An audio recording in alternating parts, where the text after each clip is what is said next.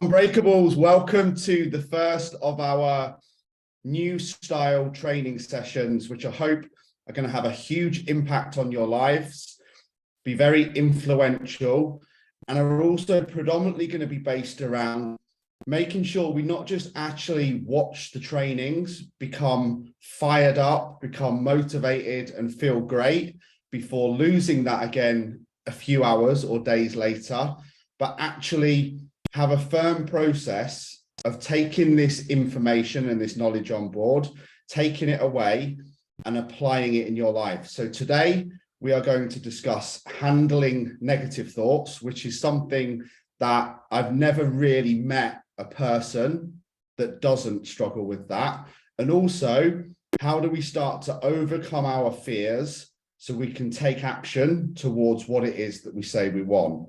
So like myself, each and every one of you watching this is a high performer who has a desire and a need to achieve more and want success, be that in your business, be it with your mindset, be it fat loss, fitness, muscle building. You wouldn't be sat here watching this if you weren't invested in your future and wanting more.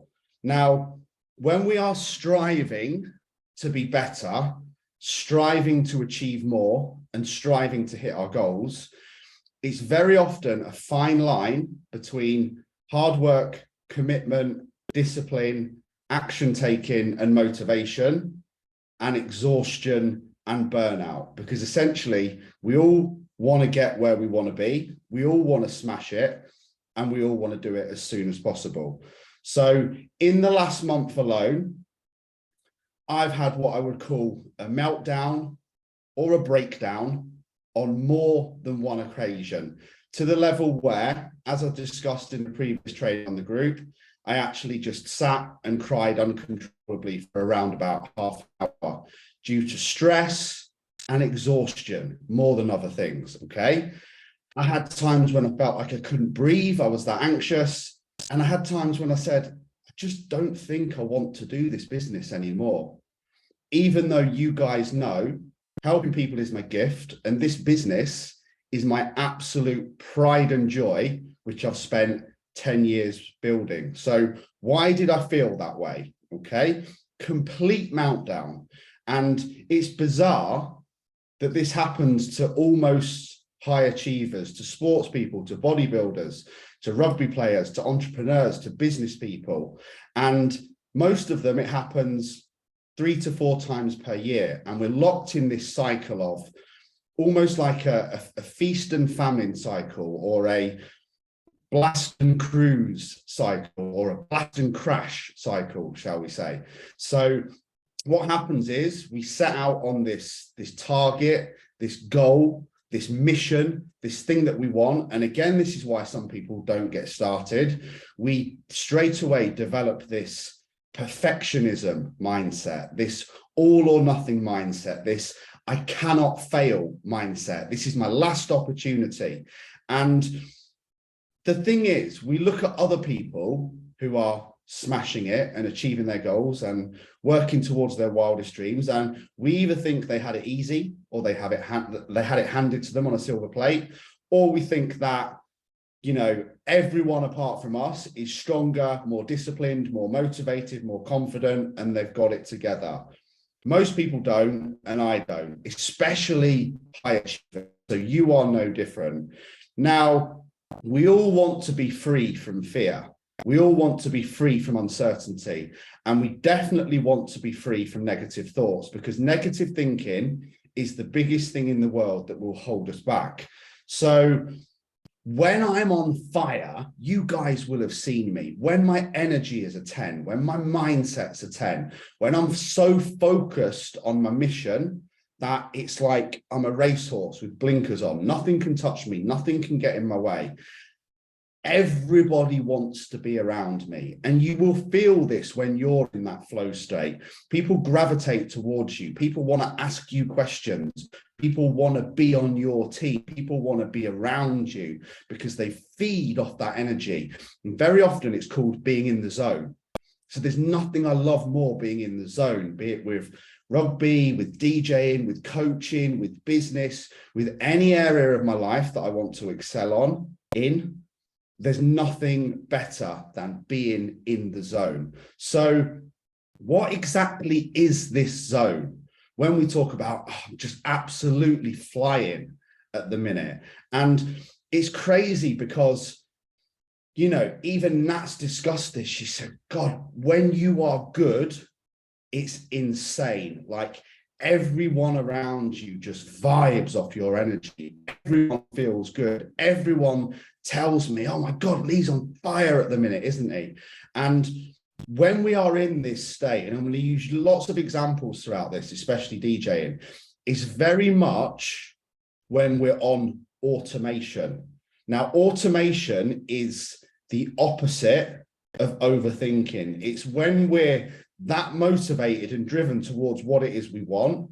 We're not thinking about other people's opinions. We're not thinking about failure. We're not thinking about looking for certainty of the outcome.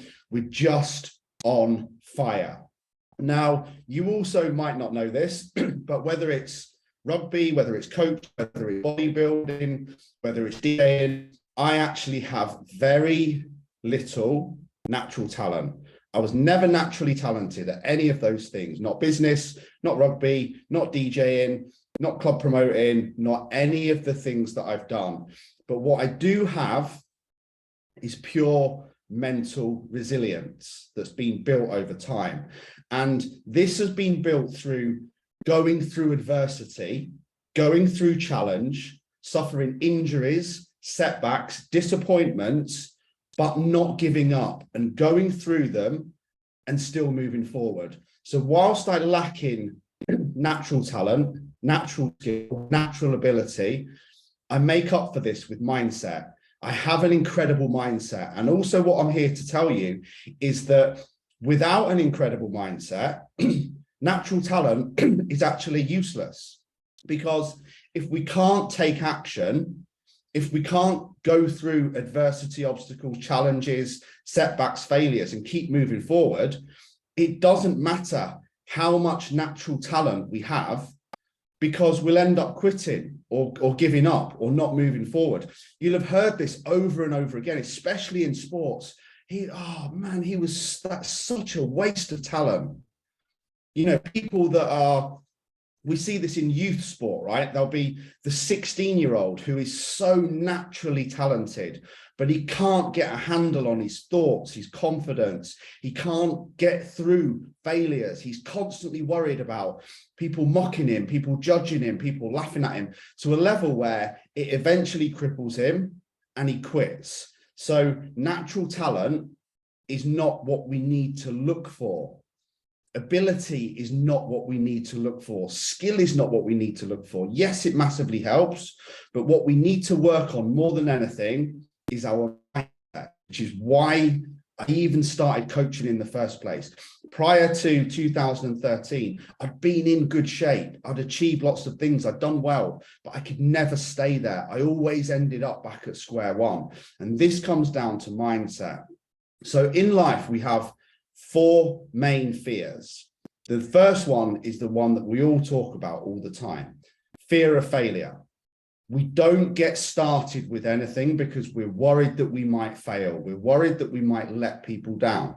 We're worried that we might invest in a coach and then not achieve the results, and then we've wasted our money. We're worried that, you know, we might go self-employed and then it doesn't work out. And the fear of failure becomes so consuming that we actually do nothing and we settle for so much less than we are truly worth. The second one is a huge one that I know we all suffer with, which is fear of judgment, fear of being mocked, fear of being laughed at. You know, we worry so much about what other people think. And the reality is 2 things. One, other people's opinions are none of your business. The people that mind don't matter, and the people that matter don't mind. We will often not do something, you know, in business, people will not do a Facebook post, not send an email, not release a record, not do anything that they want to do towards their goals because they're afraid of what other people will think, afraid of what other people's reactions will be, maybe even your parents, your partner, the closest people to you, when in reality, like I said, the people that matter won't mind. And the other reality is most of them actually don't care. They're not even interested. They're not bothered about your Facebook post. They're not bothered about your decision to change the career in their own lives, that it's all just in your head. You know, they're not thinking about, oh, they're too busy on their own. We see this in gyms all the time. People are worried about, you know, what other people will think about them when they go to a gym, that other people will be watching their techniques and mocking them, that other people will be thinking they shouldn't be here because they're too overweight or any of those things, when reality, the other people are that busy focused on their own goals. They're not even interested in you, or they probably don't even notice the fact that you're there. So it's all in our head. And I saw a great graph when it showcases this, to show people that what we see is we are this one person here, and we see all these other people, that they're all watching us, they're all judging us, they're all ready to jump on us and mock us if we fail, when in reality all the other people are actually just walking along towards their own goals. It's only us thinking about them that's holding us back. So it's not other people that are the problem, it's your thoughts about other people. And it's very often your imagination thinking about their imagination with no facts whatsoever. The third one, which we've discussed before many times, is fear of unmet expectations and an inappropriate need for certainty. So we're worried that if we do the thing because we've created the expectation, we won't get the reward we want and it will be pointless. Now, I got a lot of this inspiration for this training from a guy called Rob Blackburn, who works with professional footballers. And he said this great phrase that we're all so worried about our shoulds. So I should have lost more weight by now. I should have got a pay rise. I should be further along in life. I should. And he said, you need to get rid of your shoulds, because essentially, if you should have been further along in your career, you would have been, okay? If you should have more money, more success, then you would have. The reality is you don't, you didn't, and you are where you are because of the actions that you've taken up until this point in life. So, you know, a great example with me with the 100-mile run, I could keep going over and over again. I've said this, you know, hundreds of times. Why did I decide to start at 3 o'clock in the afternoon? Well, my mindset was that I was going to get the 12 hours in the darkness out of the way first, and the other bit was easy. In retrospect, it was a bad decision because I'd already been up for around about 8 to 9 hours by the time I started the run, which when you're running for 24 hours is a real dumbass decision. But the reality is I did it, it's gone, it's finished. So I can't keep saying I should have done this, I should have done that, this should have happened. It's a load of rubbish. So we need to quiet these shoulds. Again, we experience this in grief, you know, shoulda, woulda, coulda, the bargaining page. Oh, if I'd have known this was happening, I would have done that. But you didn't. Okay, if I'd have COVID, you know, if I'd have known this was going to happen, I would have saved more money. But the reality is you didn't. It's gone. It's finished. So you are where you are. We are where we are because of the actions that we've taken and the effort that we've applied. So let's leave the shoulds, the woulds, the couldas where they are and move forward. You know, some people will also say, I shouldn't be where I am. What a load of rubbish. You are where you are. We are where we are as one because of the actions that we have taken. And where we are right now is where all our power is. So we need to stop talking about where we perceive we should be, where we expect to be as a result of the efforts that we put in, and realize we are where we are because of the work we've put in. Now, the other one is the fear of the unknown, the classic comfort zone.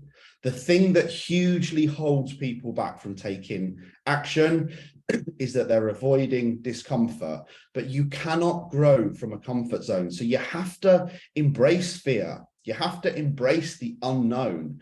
You have to be willing to try new things, to suffer failure, setbacks, and disappointment, and keep going. Otherwise, you're just going to stay the same or worse forever.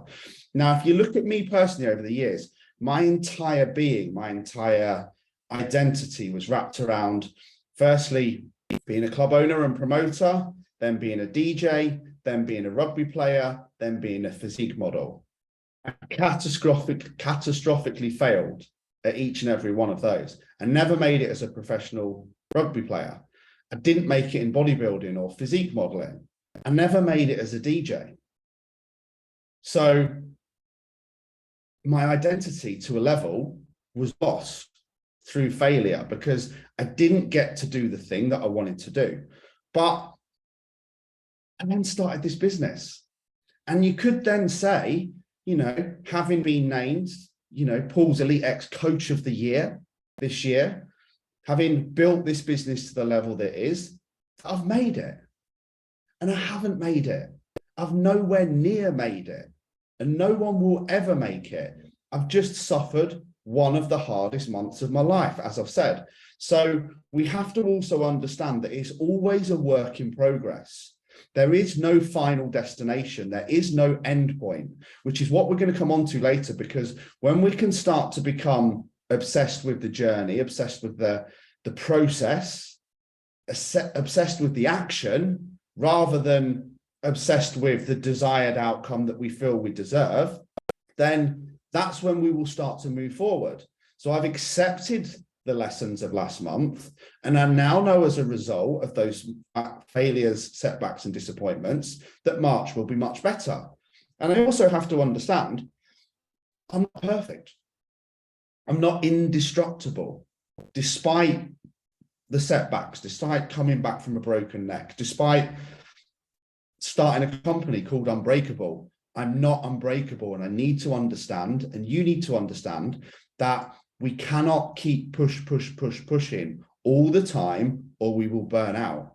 This is the cycle that I found myself locked in. Push, crash and burn, back to square one. Push, crash and burn, back to square one. So the difference is many people at crash and burn then quit. They go back to the old standards, back to the old job, back to the old relationship, back to the old peer group that doesn't hold them accountable. And we have to understand it's about keeping going when we quit. So each time this has now happened to me, I now have an awareness, even though it's sometimes difficult going through it at the time, that I will come back stronger. And this has taught me to embrace failure, embrace adversity, and realize that all my breakdowns eventually become a breakthrough and I come back stronger. If I'm to look for a gift, if I'm willing to look for the lesson. So as a result of the last month, Unbreakable will come back stronger because I've not thrown in the towel and said, I don't want to do this job anymore. I don't want to run the business. This isn't working for me. Just because I had a couple of bad weeks, I've gone, right, why didn't it work? What went wrong? Where can I improve? Knowing what I know now, what am I going to do differently? And this future success, which I am now creating, will come as a result of past failures. So we're learning to channel the failures to move towards what we want and keep going and not quit, not be shackled by not taking action because the last time we took action, it didn't work out. Because you have to imagine if that's where you're at, you're saying basically everything has to be perfect all the time. And if it doesn't, I quit. So remember and write this down. Whatever you are going through, whatever struggle, whatever adversity, whatever setback, whatever disappointment, whatever negative thoughts, they are an opportunity to grow. And if you guys struggle with mindset, motivation, discipline, self-confidence, all the things that we all struggle with, remember you're listening to a man who has relentlessly, and that's not including the 97 audiobooks, relentlessly studied mindset for 10 years. And I still get it wrong. Remember in 2013, I broke my neck. February in 2014, I got divorced. February 2014, my granddad died. July 2014, I left Plug and didn't have a job. This was rock bottom. It's also where my biggest breakthrough happened. I wouldn't be sat here with this physique, with this life, with this business, talking to you right now if those things hadn't happened. because it got so low that I began studying fitness, nutrition, mindset. Why could I keep getting a good body for a bit, getting in great physical shape, but then I always went back to square one, back to drinking, back to the old peer group, back to making excuses, back to justifying, blaming and complaining. And it was all down to mindset. So we can either see each and every one of these situations as a new beginning or as the end. And very often when something happens, you see it as the end. And it's not, it's an opportunity for a new beginning. And how you see each and every one of those situations is down to the word perception. It's how you perceive them. So think of my next 100-mile challenge. I can view this in two ways. The same as you might view a job interview, a sales call, joining up to this plan. Any form of challenge that you are undertaking, you can see it as an opportunity to test yourself, an opportunity to improve, an opportunity to become stronger, and an opportunity to grow, or you can see it as a threat. And again, in every situation, we can see it as a perceived threat or a perceived gift. So think about this. When we're in a challenge mindset, again, it's what Rob taught me. Such a great training. I can see, let's take a sales call as an example with a new client. I can see it as an opportunity to test my skills, to find someone that I want to work with, as an opportunity to grow the company, as an opportunity to win, as an opportunity to forward myself and be better, or I can see it as a threat. I need to make this sales call. I can't afford to fail again. Can't face injury again. What if I let people down? God, I just need to put this run on and get through it. So see the difference in the language, and that's all down to perception. I can see the next run as an opportunity to learn, grow, improve, achieve something amazing, and at the end of the day, take pride in the fact that I know I'm going to try my best, and that's enough. The outcome's not important to me. I'm already prepared to fail. Or I can go into this anxious state of, God, I've got to do it this time. Can't fail again. I need to make this happen. I can't face another setback. I hear people say this all the time. I can't face failing again. Well, you can, because every time you fail again, you'll get stronger. So the way we overcome this, and you've heard me say it many times, we focus on the controllables, what we can control, what we are in charge of, and we'll feel strong and empowered and like an action taker. Or we can focus on the uncontrollables. I can't fail. What if I get injured? I'm in control of whether I complete that next run or not. I'm in control of whether I try my best. I'm not in control of whether I get injured or not.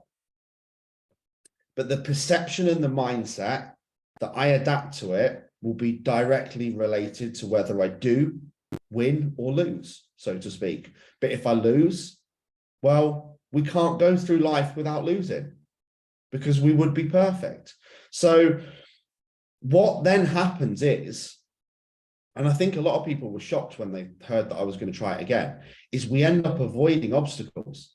So something happens that's a setback and we treat it as fatal, and then we avoid doing the same thing again because we got obsessed with how it made us feel. I don't want to feel disappointed again, so I'm not going to do that again. Now, this is a great example. That would mean we're going through life with no obstacles, with no chance of failing. And that will be boring. And that will never lead to anything worthwhile being achieved. Now, think of the Tough Mudder as an example. If it didn't have obstacles and mud and challenge and things to climb over, things to go under, rope climbs, and all the other mad, crazy stuff, it would just be a run. How many people do you think would enter if it was just a run? How boring would it be? No one would go because it wouldn't be interesting, because there's no obstacles and there's no challenge. But we have to understand, if we're looking to build mental strength and overcome fear and procrastination to live a life that we truly love, then the only way to do this is to go through it.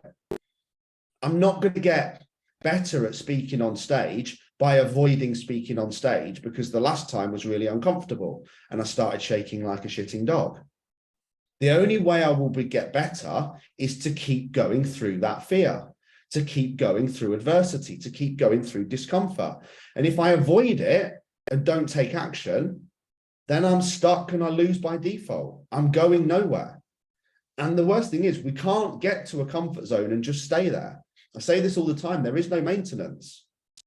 You can't do a plan, get the default, and then not doing what you did on the plan and not keep stepping it up because of adaptation and expect to stay where you are. The second you stop, you'll go backwards. So it's always this art of raising the bar, this art of stretching, this art of looking for new obstacles, I search out adversity now. I search out challenge.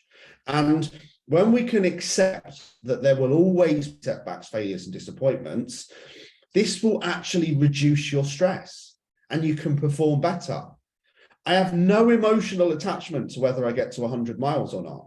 My emotional attachment is to my training, my journey, acceptance that I may fail, and enjoying it. Now, when you can accept that you might fail and that no one's perfect and that you don't need to be, that's actually when you'll start to perform better. It's when you're afraid of failing that your performance will go backwards.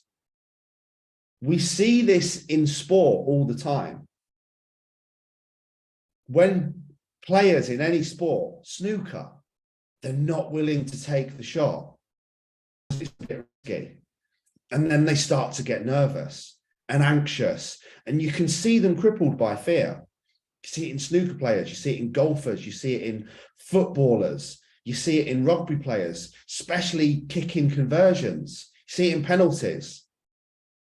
You know, the guy who's just willing to stand up and give it 100% without any fear of missing that shot, 9 times out of 10 makes the shot. The guy that's obsessed with the outcome, he's overthinking what happens if he misses it. Who is he going to let down? What's the impact going to be? Almost certainly misses the shot. So most successful people are the ones who actually don't care if they fail. And then they perform at a better level because they don't let it get the better of them. So in this mindset, a thing that I've learned only recently to apply is that I'm not going to get attached to winning or losing, just to doing my best. And whilst we are all about celebrating wins, I'm not going to celebrate wins to a high level anymore.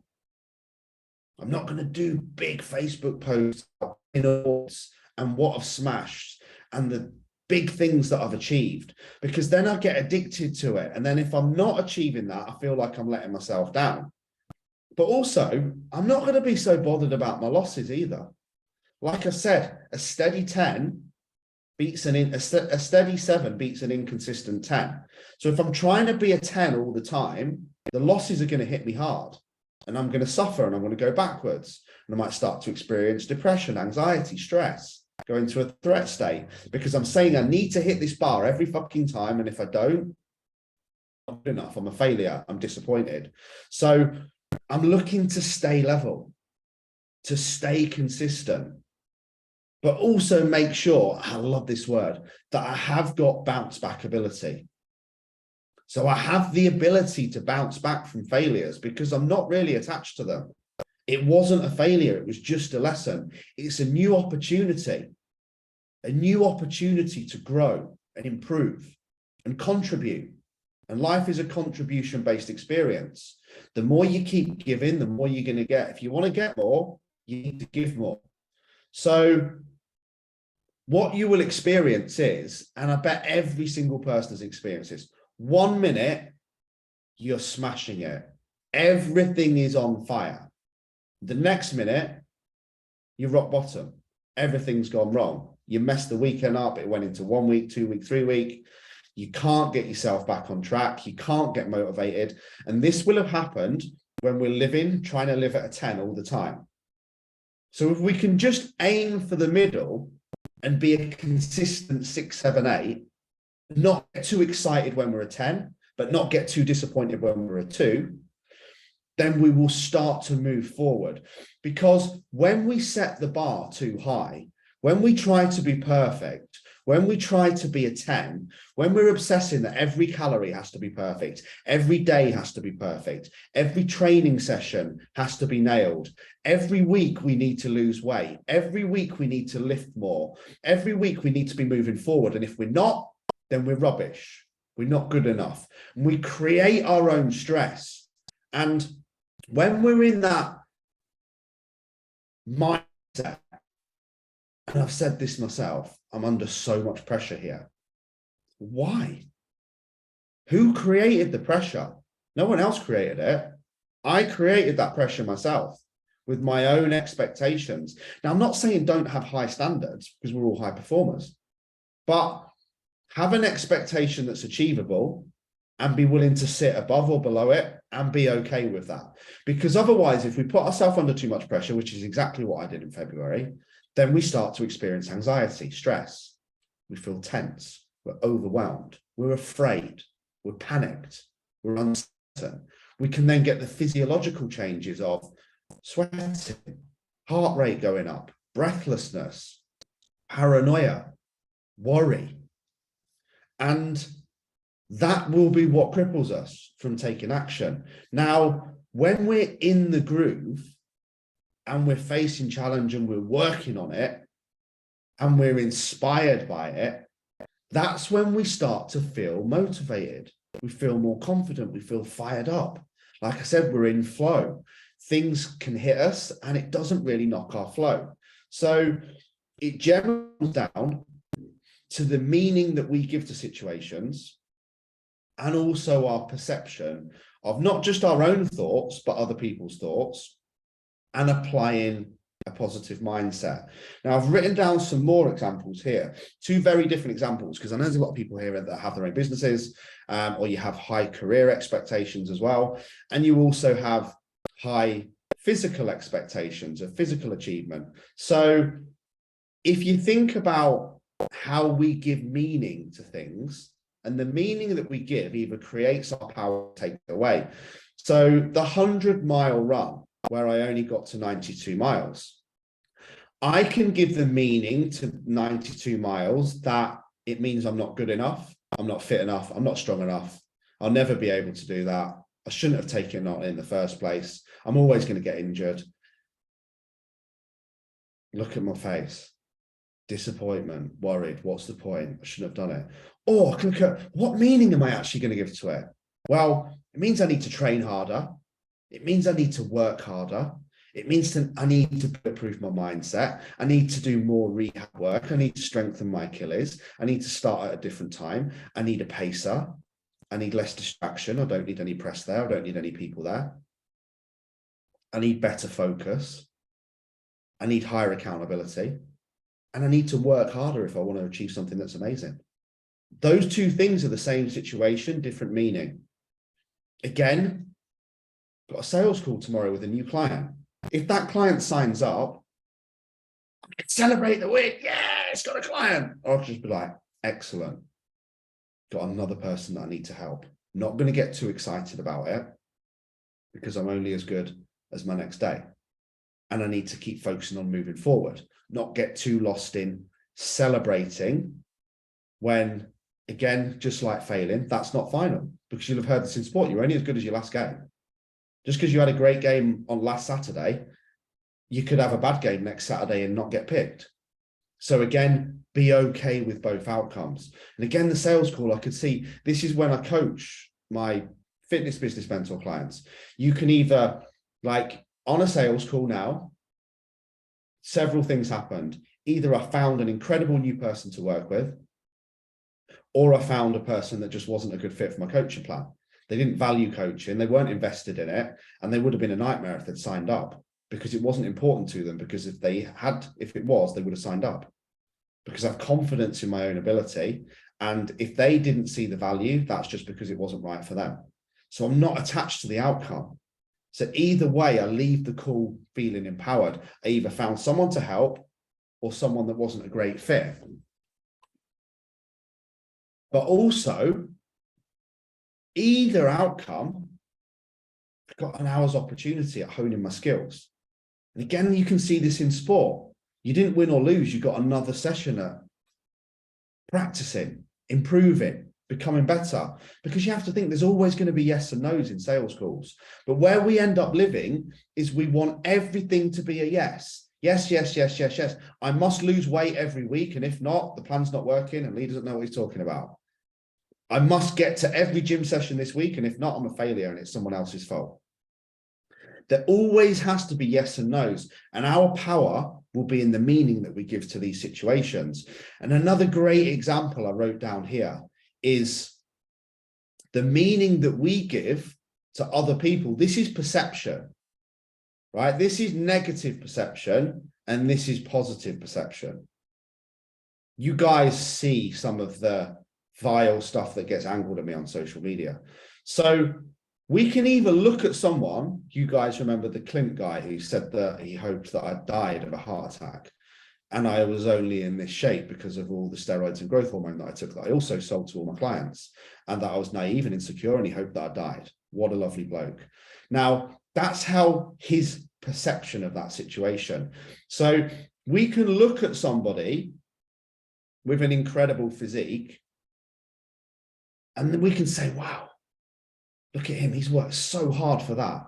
That must have taken hours and hours and hours of dedication and work. How can I get close to him? What questions could I ask him? What could I learn from him? Because I would truly like a physique like that one day. Or the same person can look at the same body and say he's arrogant. He loves himself. He's a dick. He's clearly on steroids and growth hormone and what other things he could accuse me of. That's called mindset perception. You see this in gyms. You might look at a female working out and thinking, oh my God, she fucking loves herself. God, she thinks she's all right, doesn't she? Or you could look at her and think, actually, maybe she's really insecure. And what respect to have worked that hard to get in that incredible shape. I'd like to learn more about how she's managed to do that. That is mindset perception. That's how we perceive people, situations, failures, setbacks, successes. It all comes down to perception, which brings us nicely onto the handling negative thoughts, because we can have a positive perception of any situation, or we can have a negative situation.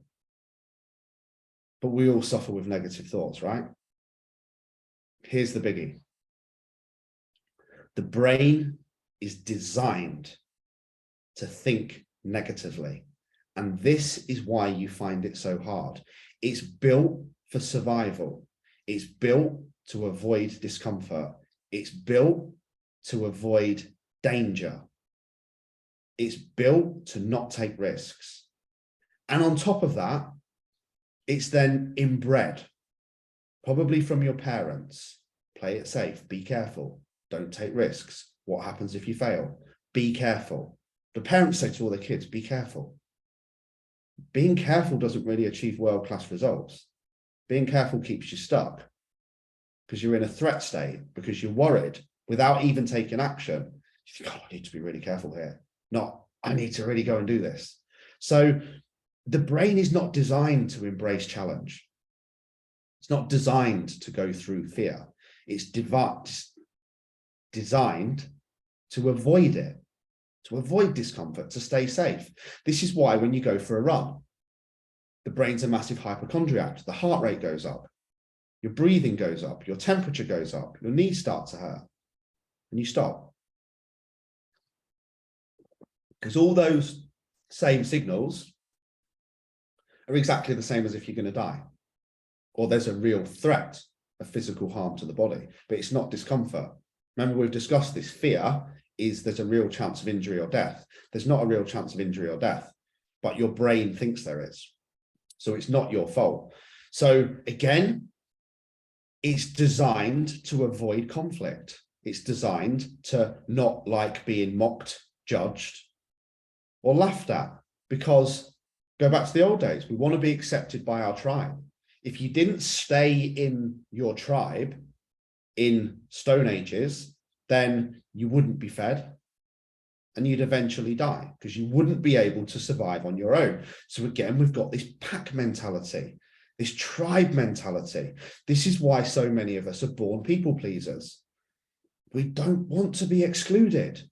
Think of school. You don't want to be the one kid who no one likes, the one kid who no one picks, the one kid who's not chosen for the school team, the one that's excluded in the playground. We want to be accepted. So we're willing to do things that aren't really us. We're willing to not stand up for what we believe, or we're just willing to do nothing and stay quiet because we don't want to be mocked, judged, or laughed at, or our worst fear is to be excluded from the tribe, because then we can't eat and we'll probably die. That's how it's come through the ages, right?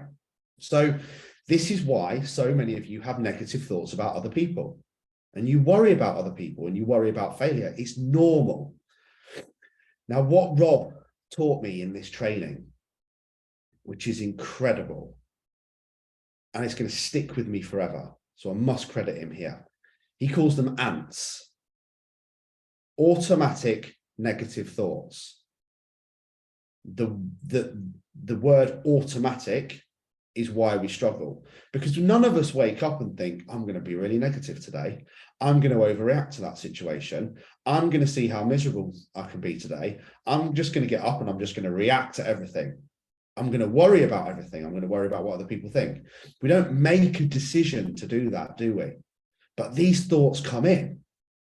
I'm not good enough. I'm not strong enough. I'm too old. Nobody appreciates me. Nobody loves me. Nobody likes me. People never support me. All the things that we've all said 1,000 times.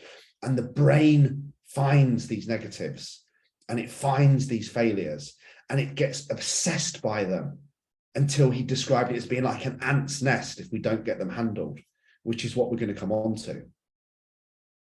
Because ants multiply until there's thousands of them and they're running around and you can't control them. And this is why we can't stop thinking negatively. And then it stops you taking action because it wants to keep you safe.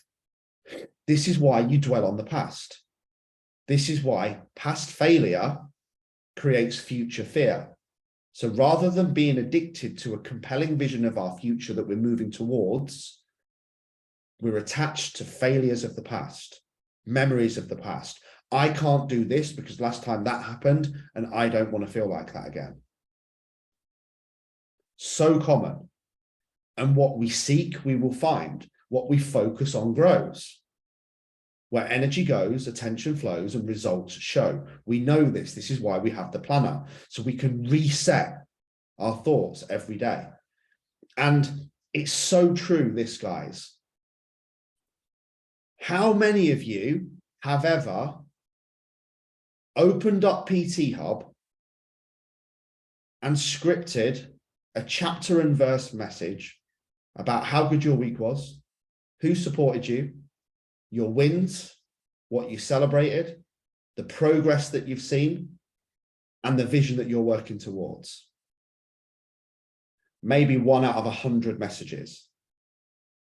How many messages have I received after the last 10 years that are chapter and verse about who's not supporting you, what's not working for you, what you're struggling with, what's going wrong mentally, why you are absolutely devastated that you didn't see any results this week, how you deserve more, how your progress is not in line with the work that you're putting in, why nothing ever works for you. Streams and streams and streams. I've probably had 1 million words worth of these messages over the last 10 years, all negative, all about what you're struggling with, all about what's not working. And this is what happens. We are consumed by failure. But again, it's not our fault. I experienced this myself. Told the story many times. I released a track, go play it on Spotify to earn me 0.0004 pence, called Need You, Want You. And it's a rework of an old vocal. And when the feedback came through, when it went out to all the radio stations, it had positive feedback from Pete Tong, Roger Sanchez, loads of big players. And yet one person, Alistair Whitehead, commented very negatively about the vocal, something along the lines of Queen Anne's dead. That's how old that vocal is. You know, just a bit of a twat comment. Let's hope Alistair Whitehead never joins my training plan and signs up and watches this video. But that was all my mind focused on. I literally, in a heartbeat, I didn't read any of the positive comments. And I just went into a mental spiral about what a dick he was. And why did he feel the need to write that? And do you know what? If you don't like a track, why don't you just not comment? I never comment negatively. If I don't like it, I just choose not to comment. And just went on this massive rant. And that was like, babe, it's one person out of 2,000. All the others were positive. This is where we live, right? We're consumed by failure. We're consumed by the 1%. And our brain picks up on that. So it would be the same now. If this was a live video and I said, tell me what you're struggling with, straight away, every single one of you would think of something. If I said, where are you winning? What are your strengths? Where did you smash it this week? We have to think a lot more deeply about it, which is why it's so important that we do state the wins and we start to train the brain to do that on a daily basis. Not once a week, on a daily basis. Focus on the positives, focus on what we are doing well, focus on the actions that we can take, focus on what we control in control of, what we're in charge of. Not just constantly give all the energy to what's not working for us. Some of you, many of you, you would think the what do you need my help with this week question actually said, please write me a couple of chapters about everything that's bad in your life and what you're struggling with. You've forgotten everything else that's good until I often point it out. So what I want you guys to do now, and I've been working on this with Nikki, we're calling it exercising the love muscle in the love gym. Sounds a bit wrong, doesn't it? But what are your thoughts and perceptions that are holding you back? What is the negative inner self-talk? Because that's what it is. Just imagination. It's not real. There's no proof. There's no evidence. There's no facts. So write them all down. Because if you can't get these negative thoughts handled, you are going to stay stuck forever. So here were some that I wrote down. I'm weak. I'm too old. I'm boring. I'm shy. I'm fat. This is a big one. I don't deserve to be happy. Nobody appreciates me. Nobody understands me. I always quit. I always mess up.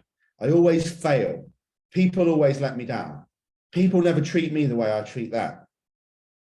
So think about now and get a handle on it. What is your constant negative thought? What's the negative thing that you keep saying to yourself over and over again? The automatic negative thoughts, the ants that are rattling around, and then more and more ants are joining until there's this big ant's nest and you can't do anything but think negatively. Get clear on it. Because if we don't handle it, it will become a nest. It will become infected.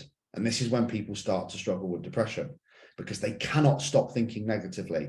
Said this all the time about the seesaw, negative thoughts and positive thoughts. We can't get rid of the negative thoughts, but we can replace them with positive ones. And if we don't keep doing this constantly, the negative ones will multiply until they outweigh the positive ones, and there's no room for positive ones. But the same thing happens with the positive thoughts. We need to focus on these and get them to multiply. So there's no room for negative ones. You can't get rid of negative people, but you can choose not to spend time with them. You can't get rid of negative thoughts, but you can replace them with positive ones. So get this all out. Be honest, be vulnerable. Because vulnerability is our biggest strength, and we need to get these thoughts handled. We need to be aware of what they are. If not, we're going to continue being the 12-year-old hiding in their bedroom, not asking for help, and thinking that we can't tell anyone because we're different and it's only us that feels this way and everyone's against us and we're too embarrassed and we're too ashamed and what's the point and all this. There it is again. Listen to it, the negative self-talk multiplying. I can just reel them off one after another because one leads on to another.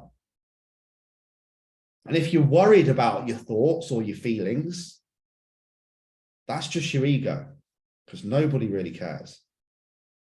Nobody really cares about your worries or your struggles or the fact that you think you're not good enough or you're too old or you're too thin or you're too fat or you're not talented enough or you're not clever enough or you're a technophobe or any of these things you keep telling yourself. Nobody cares. It's just your ego that you think that everyone is thinking that about you, when in fact they're not. The only person thinking that about you is you. The only person that makes you feel uncomfortable in the gym is you. No one else cares. No one's even watching you. It's all in your thoughts. It's negative self-talk. So when this happens, and this is the practical bit that we need to come on to, how do we stop it? How do we stop thinking negatively? I've been asked that question 1,000 times over the last 10 years. Lee, how do I stop thinking so negatively? And you just have to stop, and ask yourself better questions. Is it true? 100 times out of 100, no. You have to question your thoughts. What evidence is there? I'm not good enough. What evidence is there that nobody likes you? What evidence is there that you're a failure? What evidence is there that you're not strong enough, that you're weak? What evidence is there that you're afraid? And 99 times out of 100, there isn't any. It's just us talking shit in our own head. So if there is, keep questioning these thoughts. Is it true? Is it true? Is it true? If I had to go and stand up and give it as a case in a court of law in front of a judge and juries and solicitors, what evidence would I have? Would I actually have any, or am I just talking shit in my own head? And then every morning and every evening, start to exercise your love muscle in the love gym. And the love gym is looking at yourself in the mirror, just like this now. I'm incredible. I'm amazing. I'm strong. I'm a survivor. I don't quit. People like me. I'm attached to the journey and the process, not the outcome. I'm a winner. I'm not going to stop until I get what I want. I'm gifted. I'm intelligent. I'm worthy. I'm valuable. I'm good enough. It's exactly the same thing. You can tell yourself the negative self-talk, or you can tell yourself the positive self-talk. Whichever one you do will be multiplied. So it's a case of getting a handle on stop, replace. Stop, replace. Stop, replace. Another perfect example that I want to give you guys, and you know I say this all the time, but I only have my own story to tell this through. Supporting Sigala at Eden in Ibiza this summer. I went through some insane anxiety. I'm not good enough to play at Eden. I'm not good enough to support Sigala. I'm an imposter. Why am I even here? I'm going to fuck my mix up. It's in a super club in Ibiza. Everything's going to go wrong. People are going to laugh at me. People are going to be like, he's shit. What evidence is there? I'm good enough to be there because I've got booked to be there. I've got paid to be there. And of course I'm good enough to warm up Sigala because I've warmed up for him before. So what were all these thoughts? Where were they coming from? And how do we handle them? Because if you can nail this, I can nail this, you will go to a new level of life, new levels of the game, new doors will open. It will be a completely new world. And it's called developing flow state. Now, if I threw a tennis ball at you now, what would happen? One of two things. You would either move out of the way and call me a name, or you might catch it. Either way, you were in flow state. You didn't think about the ball. You didn't think about me, my feelings, my opinions, my perceptions, your perceptions, or anything. You just did what you needed to do to handle the situation. That is called flow state. When we start to operate on automation with no thoughts, no cares, no worries, no stresses. Now, again, this can happen. It happens in sport and it happens in DJing. Again, I'll use that as an example. I could start off a set with a great mix and I go straight into flow state. I can start off with a bad mix and then I'm panicking about the second mix being bad and the third and the fourth. And I start to worry unconsciously and I start to get inside of my own head and I start to think more about watching people and if they're noticing whether I'm feeling the way I'm feeling than I do actually doing my job. Whereas when I'm in flow state, I'm enjoying it. I don't care what people think. I'm dropping bombs. I'm actually not thinking about whether my next mix is going to be in time. I'm thinking about how many more records that people love can I play in this set. And that's where we need to get to when we just start to work unconsciously. And there's several different techniques that I use for this now. So I don't listen to any music 24 hours before a gig now. And I just rock up and play. I don't think about what the DJ's playing before or the DJ's after or any of their opinions for me because I'm there to play. I'm there to perform. I earned my right to be there. And I just don't worry about it anymore. And that's when you're in flow state. But you have to learn to get there, which is what we're going to come on to. So again, you know, sometimes we can experience a lot of frustration. Frustration is just learning. Frustration is learning how not to do something. Or going through the frustration until you've mastered something. When you get to that level of mastery. Great book by Robert Greene called Mastery, which is worth reading. So again, think about the two different scenarios. If you were playing football on a large stage versus just having a kick around in the garden, you wouldn't go for a kick around with your son and start worrying about your technique and who's watching and whether you're going to make the tackles, whether you're going to mess up, whether you're going to score, whether you're going to let your teammates down, whether people respect you, whether you're going to get mock judged. You just go out and play football.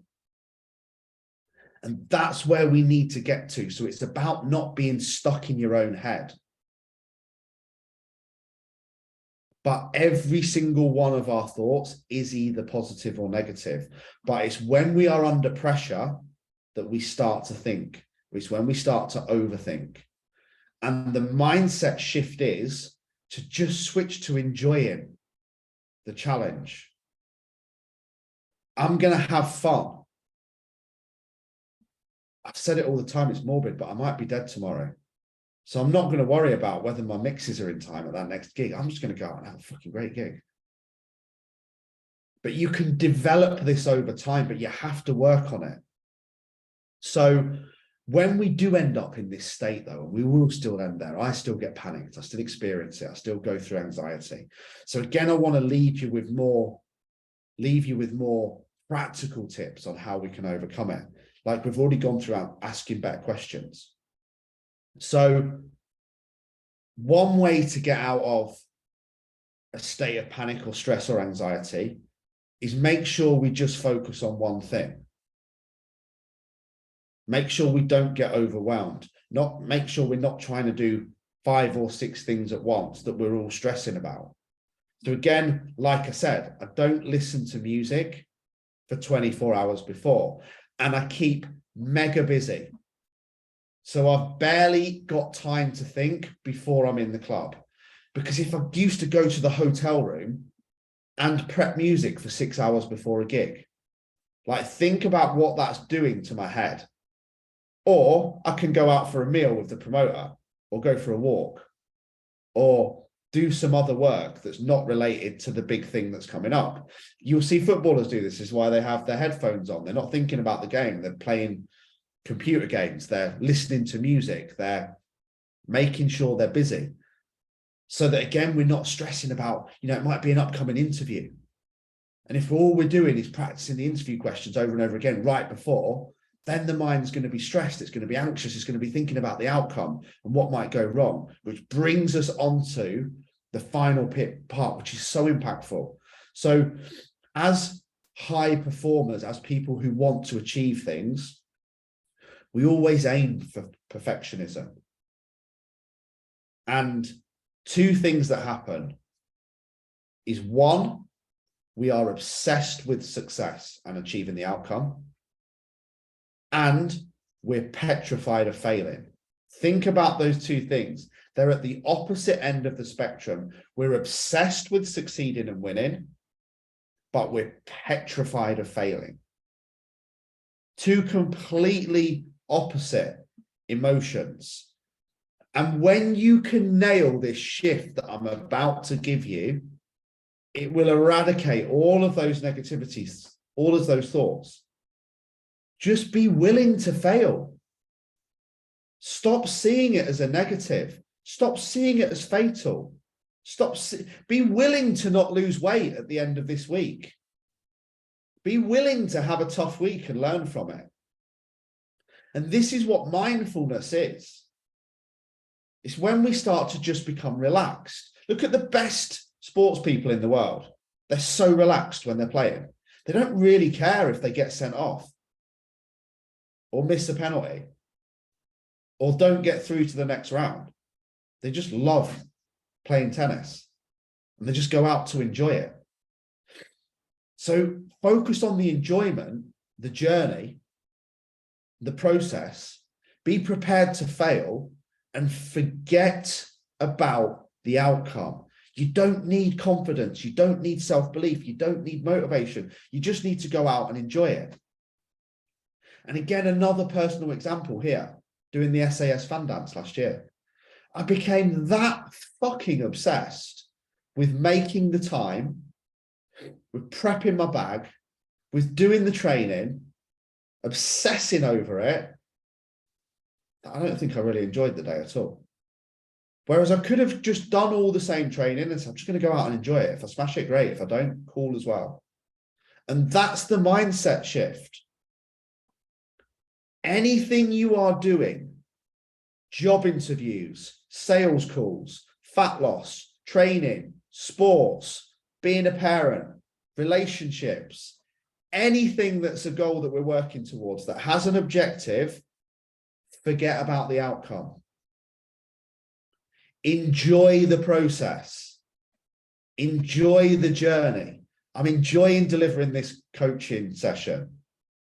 And I have no expectation of whether you'll like it or not. If I did, if I was obsessed with whether you were going to like this, whether I got my words wrong, whether I was going to have positive feedback, whether it was actually going to help anyone, whether it was boring, whether I'm even making sense, then it wouldn't have flowed. I'd have been anxious. I'd have been stressed. I'd have forgotten what I wanted to talk about. Now, this doesn't mean to get confused with not doing the work, because the reason why I'm in flow state and the reason why I'm delivering this confidently is because I know what I'm talking about, because I've done the work and I know it's good and I know it's valuable. So the outcome of how it's accepted doesn't really matter. And I'm not obsessed with that, because if I did, I'd probably pre-record it 300 times over, trying to get it perfect, whilst putting myself into an extreme state of stress, threat, anxiety, worry, overthinking. I didn't get that bit right. I shouldn't have said that. I should have left the cigar bit out. I shouldn't have talked about my granddad at the start. God, I'm not sure if I should have mentioned a divorce because someone else might watch it and they might see that as negative. Ants. Automatic negative thoughts. Enjoy the process. Become obsessed with the process and the journey. Listen to this. This is what blew my head from what Rob taught me. Be totally committed to the process, but completely unattached to the outcome. Listen to that again. The run in July, I'm completely committed to the process and I'm completely unattached to the outcome, because the process I have complete control over. The outcome, I have zero control over.